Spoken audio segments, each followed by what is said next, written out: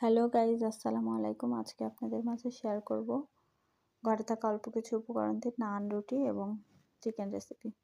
এটার জন্য আমি একটা বলে পরিমাণ মতো লবণ, ইস্ট, ময়দা, চিনি এবং জাল করে ঠান্ডা করে রাখা কিছুটা দুধ মিশিয়ে আমি ময়দার রুটি তৈরি করে নিব এবং এটা ভালোভাবে মেখে নিব।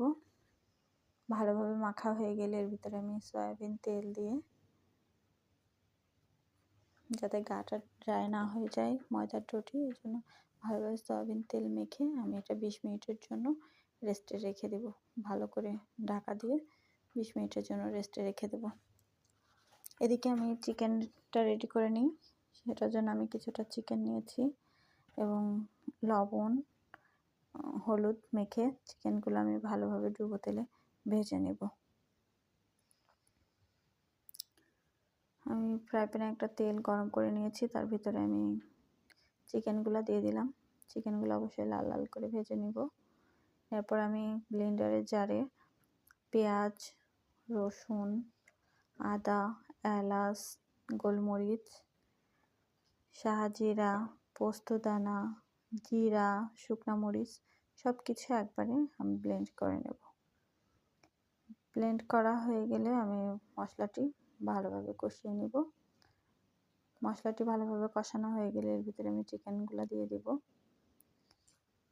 চিকেনগুলা ভালোভাবে কষানো হয়ে গেলে আমি এখানে দুইটা জিনিস স্কিপ করে ফেলেছি, এটার জন্য আমি আন্তরিকভাবে দুঃখিত।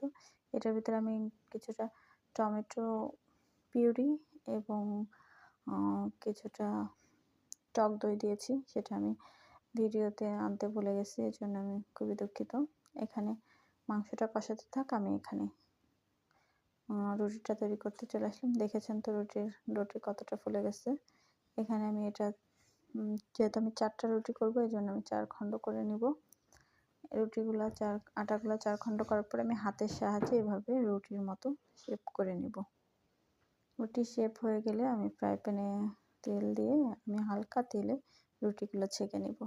এরকম লাল লাল করে ছেঁকে নিব। আলহামদুলিল্লাহ, আজকের রুটিটা আমার বেশ মাশাআল্লাহ অনেক ভালো হয়েছে। যদি আমি ফার্স্ট টাইম বানাচ্ছি, তারপরে দেখেন আমার রুটিটা অনেক সুন্দর হয়েছে। আমি এখানে রুটিগুলো কেটে নেব। এদিকে আমার মাংসটাও রেডি। এই যে আমার মাংস, পরোটা সব কিছুই রেডি। আজকে আমার রেসিপিটা আপনাদের কাছে কেমন লেগেছে অবশ্যই জানাবেন। আর আপনাদের যদি ভালো লেগে থাকে অবশ্যই আপনারা বাসায় ট্রাই করবেন। আজকের মতো এ পর্যন্তই। আল্লাহ হাফেজ। আসসালামু আলাইকুম।